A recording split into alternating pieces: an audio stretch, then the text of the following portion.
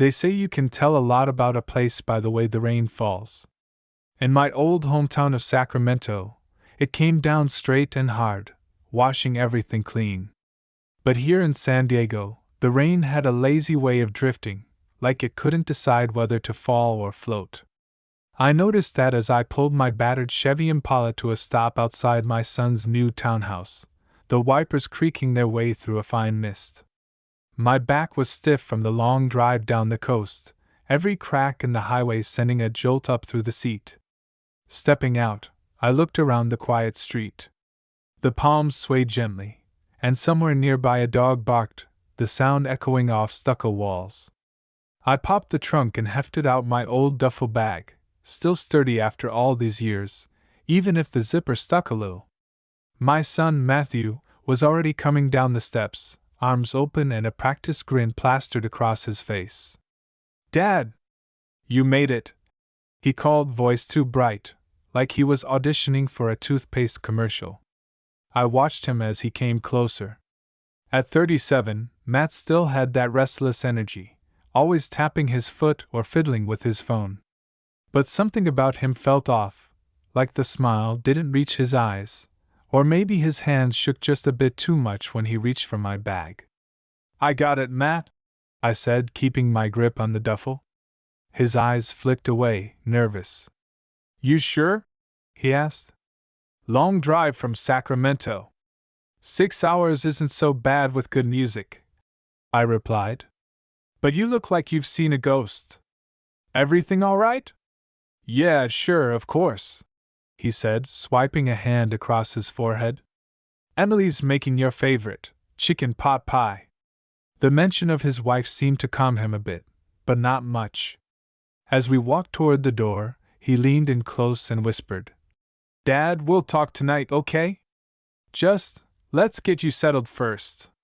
Before I could ask what was wrong, the front door swung open and Emily stepped out, her dark hair pulled back in a loose ponytail, a smudge of flour on her cheek. She smiled warmly, real and welcoming. "Walter, you made it!" she called.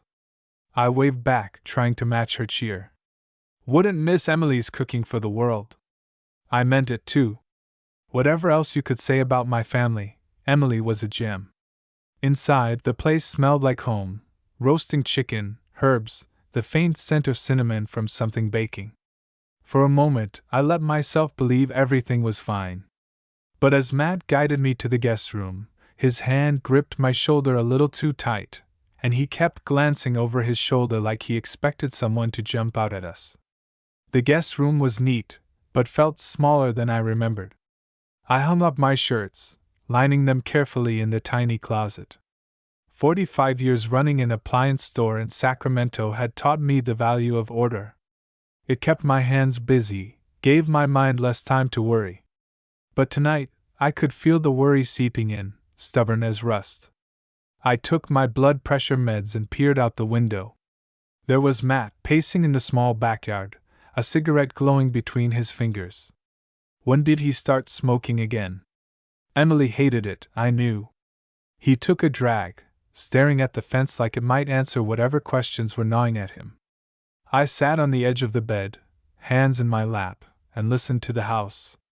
Pots clattered downstairs, the TV mumbled about sports scores, and somewhere in the neighborhood, a siren wailed.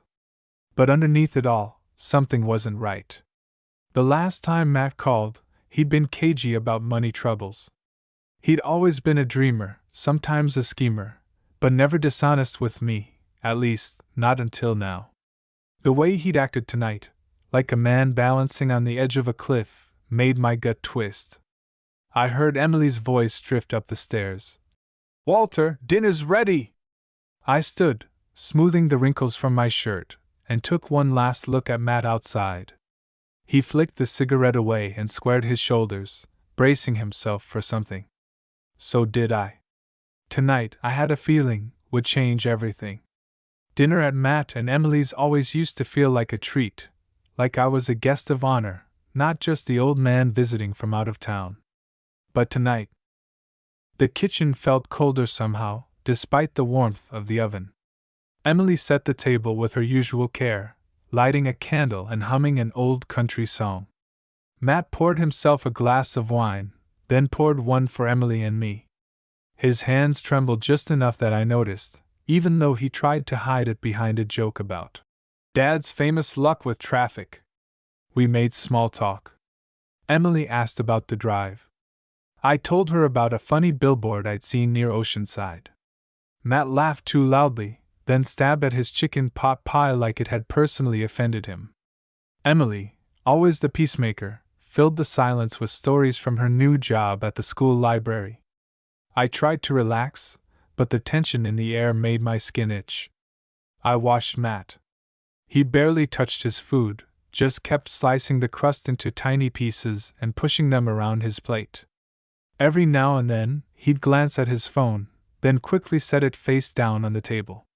When Emily got up to refill the tea, he leaned over and whispered, "After dinner, Dad?" "I promise." I nodded, letting him have his secret for a few more minutes. I'd learned long ago not to push too hard. People tell you what they're ready to tell. I took another bite, chewed slowly, thinking about my shop back in Sacramento, the familiar smell of motor oil and hot coffee, the cluttered office where every bolt and invoice had its place. Life had been simple then. Now, sitting here, I felt like a stranger in my own family. Halfway through dessert, Emily's homemade apple cobbler, Matt finally put his fork down with a sigh. "I can't do this anymore," he said suddenly, his voice raw. Emily looked at him, startled. "Do what?" she asked gently. Matt stared at the table, his knuckles white. "Pretend everything's fine." He turned to me, and for a moment, I saw the scared little boy he'd been, not the grown man hunched over in worry. "Dad, we need to talk." "Now." Emily tried to protest, but Matt shook his head. "Please, Em. Just let me talk to my father." The two of us went out onto the small backyard patio. The night was cool and clear, the sounds of the city drifting in from a few blocks away, sirens, laughter, a distant train whistle. Matt pulled a pack of cigarettes from his pocket, offered me one out of habit. I shook my head. He lit his, the flame catching briefly on his unsteady fingers. "I'm in trouble, Dad," he said, not looking at me. "Serious trouble." I let him talk. The words spilled out like water from a cracked dam. Credit cards, business loans, a failed investment with some guys who'd promised big returns. Now the payments were coming due, and the people he owed weren't the kind that sent friendly reminders in the mail. "It started small," Matt said, his voice barely above a whisper. "Just a few thousand here and there. Then I tried to fix it, borrowed more, tried to cover the first loan. It just kept growing." He looked at me, eyes rimmed with red. "Now they want it all back, with interest. The kind of interest that gets people hurt if you don't pay." "How much?" I asked, though I already dreaded the answer. Matt swallowed, the cigarette trembling between his lips. "Over $1 million, he admitted. "I know it sounds insane. I know I screwed up. But I'm begging you, Dad, I need help. You're the only person I can trust." I stared at him. My hands felt heavy, useless. I'd worked my whole life for what I had, ran that shop through recessions, funerals, floods. I had some savings, my house, the retirement account Martha and I built together. But $1 million? It might as well have been 10 million. Still, I saw the desperation in my son's face, the way his shoulders curled in on themselves, as if bracing for a blow. "Matt," I said slowly, "I love you. But you're asking me to give up everything I have, everything I built, to bail you out. That's not something I can just decide over one dinner." He nodded miserably. "I know. I didn't know who else to turn to." A long silence stretched between us. Somewhere down the street, a dog barked and a car backfired. Matt finished his cigarette and crushed it out on the patio bricks. "I'm not saying no," I said finally. "But you have to tell me everything. Who are these people? What exactly did you promise them?" Matt hesitated, then pulled his phone from his pocket, scrolling to a set of messages. There's 3 of them. Names you probably don't want to know. But if I don't pay them back soon, they said they'd come after me. After Emily, too. Dad, I'm scared. I looked at my son, truly looked at him, the way his hair had started to thin at the temples, the fine lines at the corners of his eyes, the exhaustion in his posture. I remembered him as a boy, running down the street with skinned knees, begging for just 5 more minutes at the park. Somewhere along the line, life had battered that boy into this desperate man.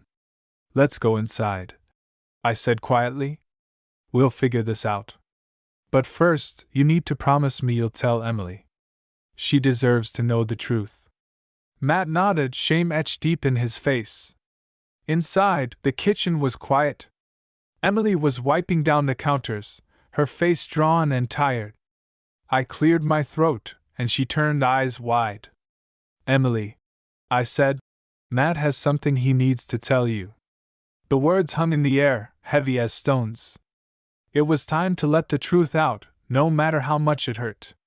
Matt's confession came out slow at first, like he had to wrestle every word into the open. Emily listened, arms folded tight across her chest, her eyes going from concern to shock, then finally to something like heartbreak. I stood by, watching the 2 of them, a strange mix of anger and pity twisting in my gut. He told her everything, about the business deals gone bad, the spiraling loans, the threats from men who didn't care about excuses or payment plans. Emily covered her mouth, tears shining in her eyes as the truth kept coming. When he finally finished, the silence in the kitchen felt like the air before a thunderstorm. So, all of it, Emily whispered, her voice trembling. All the late nights, the secret phone calls, the cash withdrawals, it was all about them? Matt nodded, shoulders slumped.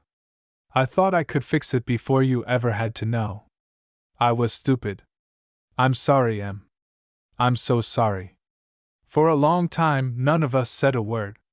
The refrigerator hummed quietly, and somewhere in the neighborhood, a siren wailed into the distance. I glanced at the clock. It was just after 10, but it felt like the middle of the night. I cleared my throat. Emily, I know this is a lot to take in. But we need to stay calm and figure out what to do next. She didn't answer right away, just wiped at her eyes and stared at the tabletop.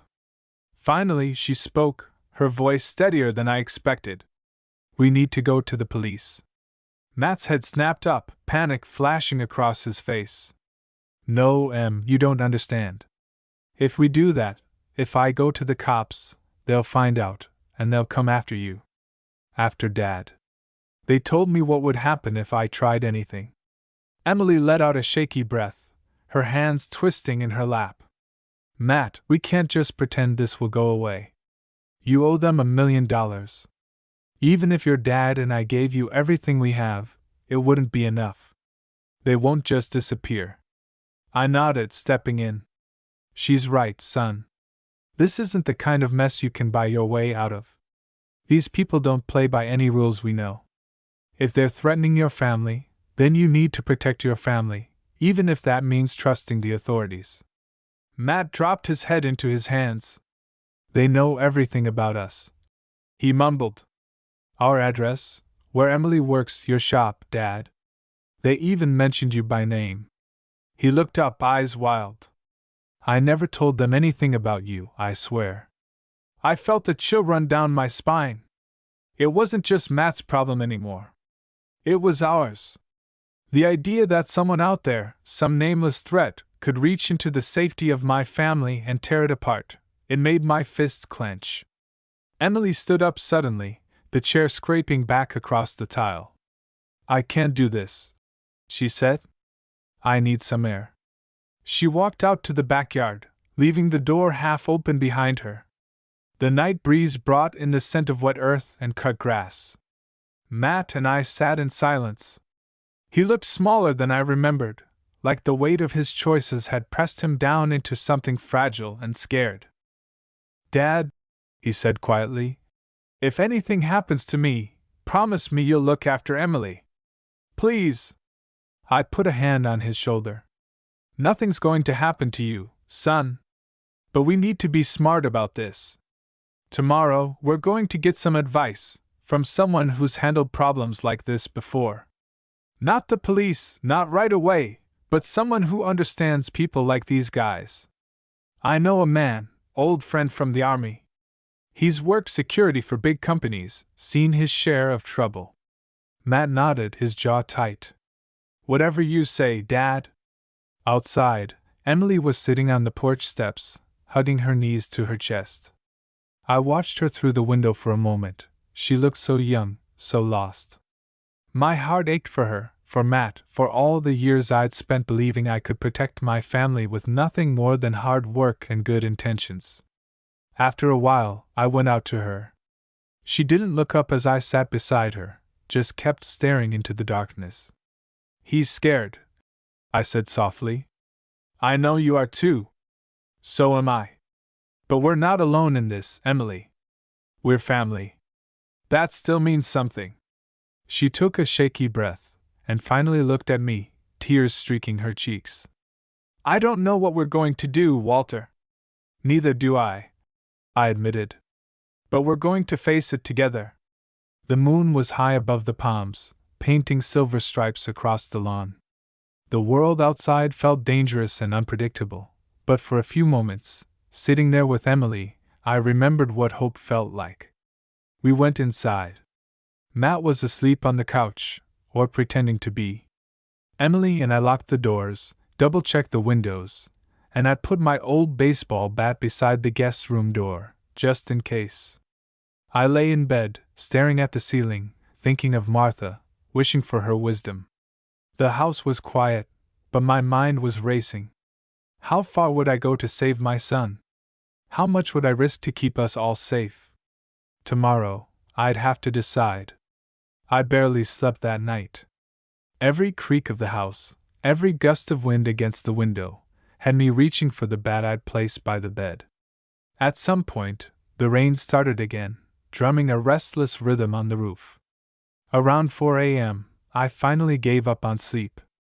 I made coffee the way Martha taught me, strong, just a splash of milk, then sat by the window and watched the first gray light creep over the neighborhood. Matt shuffled in around sunrise, dark circles under his eyes. You didn't sleep either, huh? He asked. I shook my head. He poured himself coffee and joined me at the table. For a while, we just sat in silence, two tired men waiting for courage to catch up with fear. By mid-morning, Emily left for work. She was quiet, but squeezed Matt's hand and kissed my cheek before heading out. The gesture reminded me how much she meant to this family. Once she was gone, Matt and I sat down to make some calls. I dug out an old address book from my bag and dialed a number I hadn't called in years. Tom, it's Walter Benson. I need a favor, a big one. Tom Jenkins had been my commanding officer back in Nam, and afterward he'd worked security for half the tech companies in California. If anyone knew how to handle dangerous people without getting the police involved, it was Tom.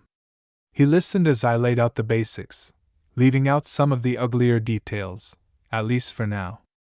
I can meet you this afternoon, Tom said. Bring Matt. I want to look him in the eye. We'll talk at O'Reilly's Diner, back booth, 3 p.m. sharp. The hours crawled by. I tried to keep Matt busy, helping him patch a broken fence post, sorting through bills, anything to keep his mind off the phone that never stopped buzzing with messages he refused to answer. By 2:30, we were on the road.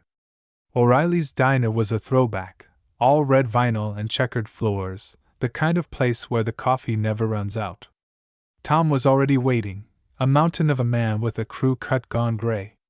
He shook my hand, then sized up Matt with eyes that missed nothing. After introductions, Tom cut right to the chase. Walter says you're in trouble? Tell me what kind.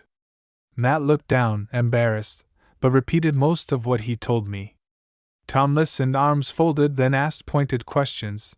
How much money?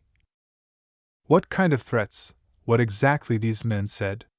Tom frowned. This is organized crime, son. Not your average street thugs.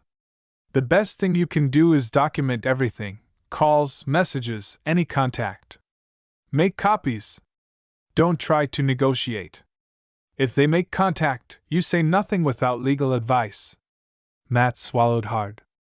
But if we go to the police, they'll know. They said they'd hurt my family, my wife, my dad. They know where we live. Tom nodded. That's why you need to keep your routines unpredictable. Change your routes. Never be alone if you can help it. Walter, you got a safe place you can go for a while if things heat up? My place up north, I said. But I'm not running unless I have to. Tom handed Matt a burner phone. Use this for anything related to those men. If they call, record it. And Walter, don't let your guard down, not even for a second. The meeting ended with a promise. Tom would run some background checks and see what he could dig up. As we drove home, Matt was quiet, his knuckles white on the steering wheel. That evening, Emily cooked again, her way of fighting fear with routine.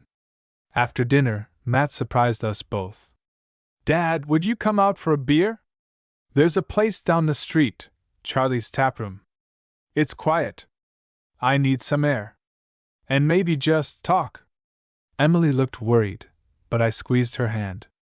We'll be careful, I promised. Charlie's Taproom was the kind of bar where the regulars all knew each other. The wood was scarred and the jukebox played old Springsteen, but it felt safe, familiar. Matt and I sat at the bar, nursing pints. For the first time in days, he actually seemed to relax.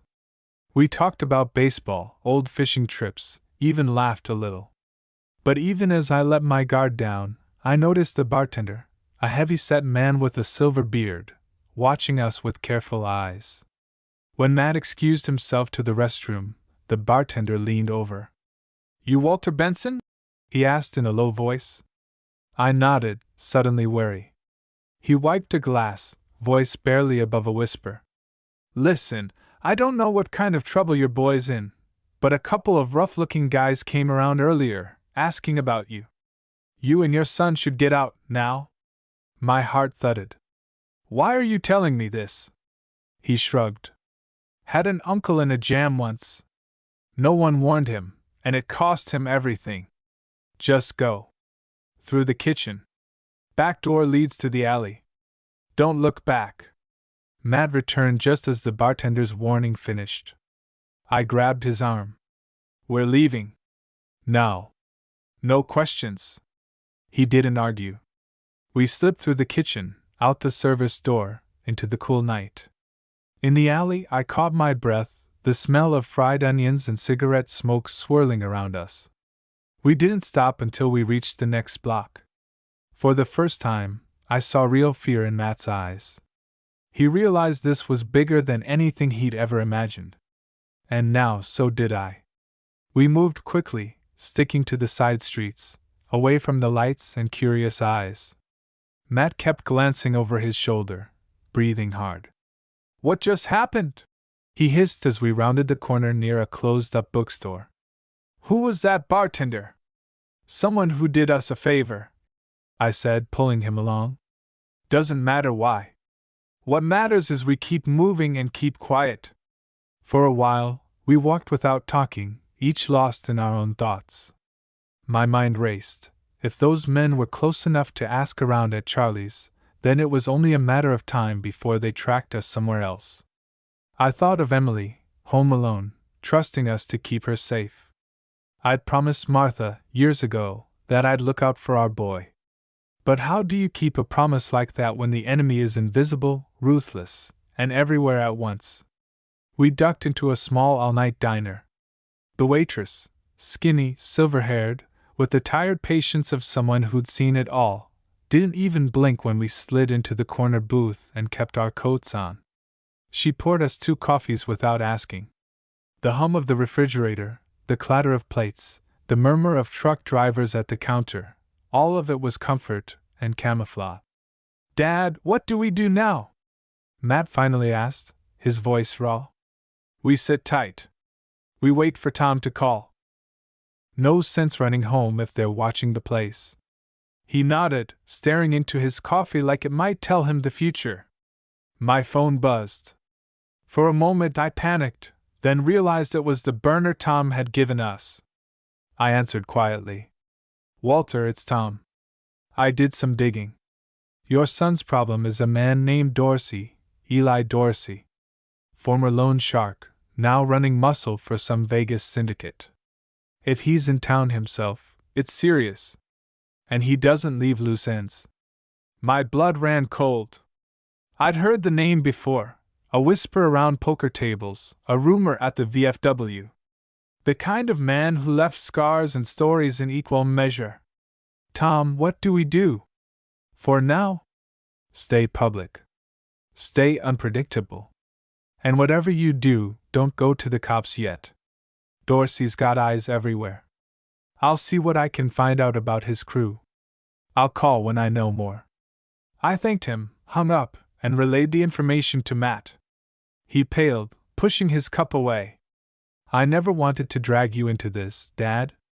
Doesn't matter, I said. We're here now. All we can do is keep each other safe. A group of night shift nurses entered, laughing, breaking the tension in the diner. I watched every face, every movement, but saw no sign of trouble. Still, I couldn't relax. My instincts, old as the army and twice as stubborn, wouldn't let me. We stayed until nearly dawn, then slipped out the back and took a roundabout route to a cheap motel by the highway. I paid in cash, using a fake name, something I hadn't done since I was a teenager dodging a truant officer. Matt looked exhausted, but sleep was out of the question. I propped a chair against the door, sat by the window, and watched the lot for anything suspicious. Around 8 a.m., Emily called Matt's phone, panic in her voice. Where are you? I woke up and you were both gone. The house phone rang at 6. No one spoke, but I heard breathing. Matt tried to sound calm, but I could hear the fear in his voice. Emily, pack a bag. Go stay with your sister for a few days. Don't go anywhere alone. Don't tell anyone where you're going, not even your friends at work. We'll call when it's safe. I heard Emily's breath hitch, then she whispered, Okay. Please, Matt, please don't do anything stupid. I love you, he said. I'll explain everything soon. Just go. Now. After the call, Matt slumped against the wall, looking more broken than ever. I can't believe this is my life, he muttered. I was just trying to fix my mistakes. I never wanted anyone hurt. Son, nobody wants trouble until it's at their door. I told him quietly. But you're not alone. You got me. And you got Emily. That's more than most folks facing down Dorsey can say. He managed a thin, grateful smile. Thanks, Dad. We passed the day in silence, keeping the curtains drawn and the TV on low. Tom texted once. Working contacts. Stay put. By dusk, my nerves were shot. I felt every ache in my bones, every regret in my heart. I kept thinking about how one decision, one bad loan, could ripple out and endanger everyone you love. At sunset, Tom finally called. Walter, listen. Dorsey's guys are planning something tonight. They think you'll try to run, maybe head back up to Sacramento. If you do, they'll be waiting on the highway. Should we stay here? I asked, my voice low. Safer for now. But Walter, don't trust anyone. And if anything happens, call me first, not the police. I've got a friend who can move you if things get hot. I thanked him, feeling both relieved and terrified. As I ended the call, I saw headlights sweep across the motel curtains. Matt and I held our breath. Were we just another set of marks in a game we could never win? Or did we still have a chance, one last hand to play? I thought of Martha's old saying, you only lose when you stop fighting. So we waited, and listened, and prepared. Tomorrow, I would need every ounce of strength I had left. The night pressed in close, thick with the kind of dread you can almost taste. Matt lay on the motel bed, eyes wide open, staring at the ceiling as if he could see the future written in the cracked plaster. I stayed by the window, every sense straining for sounds, a car door, footsteps, any sign we'd been found. Time crawled. Every minute felt like an hour. Around midnight, Matt's phone vibrated on the table, the harsh buzz slicing through the silence.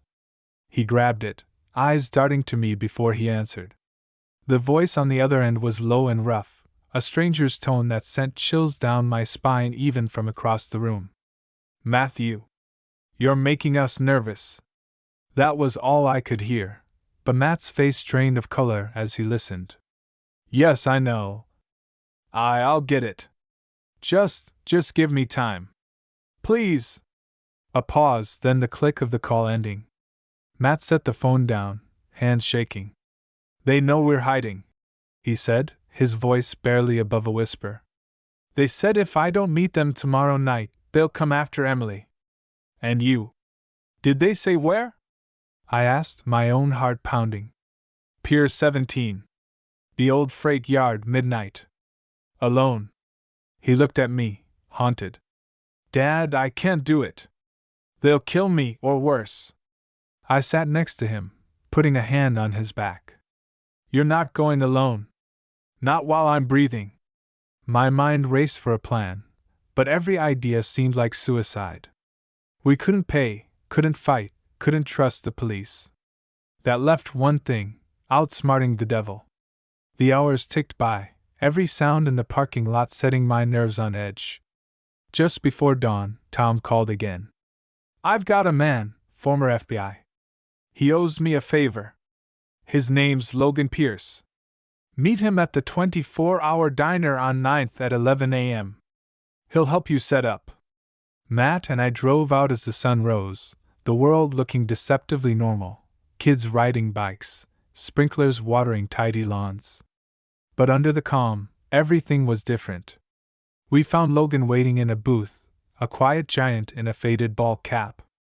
He spoke softly, but with the certainty of someone who'd seen the worst and survived. "You're walking into a trap, but we can use it. Here's what we do." He slid us a burner phone, a tiny recorder, and a folded map. "We record everything. If Dorsey or his men threaten you, we get it on tape. I've got backup watching the pier, but you can't tip your hand. Make them talk. Stall if you have to." Matt looked like he might faint. I gripped his shoulder, grounding him.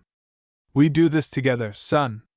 Logan outlined the plan again, drilling every step until even Matt could recite it through clenched teeth.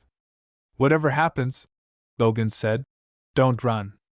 Let them believe you're scared but willing. That's when men like Dorsey get careless." Back at the motel, we waited. Emily texted, "Safe at my sister's. I love you. Please come home." I typed back a quick reassurance, heart aching for the mess I'd brought to her door. Night fell hard and fast. At 11:30, Matt and I parked 2 blocks from the freight yard, the old piers hulking like skeletons against the bay. The air smelled of salt and rust. We moved in the shadows, keeping to the plan. When we reached Pier 17, the place was deserted, but the hair on my arm stood up. Dorsey appeared from the gloom, flanked by 2 men, one skinny, one built like a bulldozer. He smiled, a cold, shark-like grin that never touched his eyes. "You have my money?" he asked.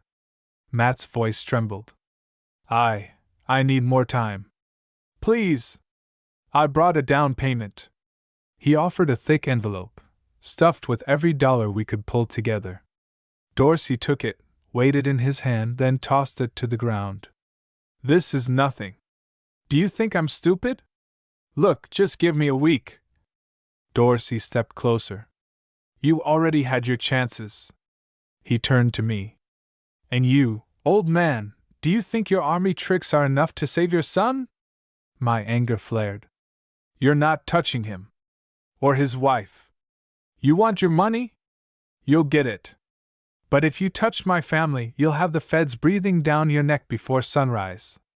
Dorsey laughed, but I saw something flicker in his eyes, a hint of caution. "You've got guts, Grandpa." I'll give you that. But guts don't pay debts. Behind me, Matt pressed the recorder, hidden in his jacket. Logan's plan depended on Dorsey making threats, and he was delivering, talking about consequences, hinting at accidents, if the debt wasn't paid. The tension was so thick I could barely breathe. Dorsey leaned in, whispering, "Last chance. Tomorrow midnight. Bring the rest. Or you'll see what happens to heroes." He melted into the shadows, his men following. Matt and I stood alone on the pier, hearts racing, every instinct screaming to run. Logan's car headlights flashed in the distance, our signal to go. We hurried back, silent, shaken but alive. In my pocket, the recorder held every word, a lifeline we'd have to use if we wanted to get out with our lives. Tomorrow would be the end, one way or another. The next day crawled by in a haze of exhaustion and nerves. Matt barely spoke. Every so often, he checked the little recorder, as if afraid it might erase itself. I spent the morning double-checking every part of Logan's plan, rehearsing what I'd say, what I'd do if things went sideways. Outside, the city carried on, kids walked to school, garbage trucks rumbled past, the world turning, indifferent to the storm in our lives. By nightfall, Matt and I were ready, or as ready as two desperate men could be. Logan met us one last time outside a shuttered gas station near the pier. His jaw was set, and his words were few. "The feds are listening. The audio you got last night was enough to open a case. They're watching Dorsey. But you need to stall him tonight. By just a few more minutes, and they'll swoop in." Matt swallowed hard. "And if they don't?" Logan didn't blink. "They will. But if anything happens, I'm less than 30 seconds away." We walked through the fog down to Pier 17 again, every step echoing in my chest. Dorsey was already there, pacing by the water like a wolf. His men hung back in the shadows.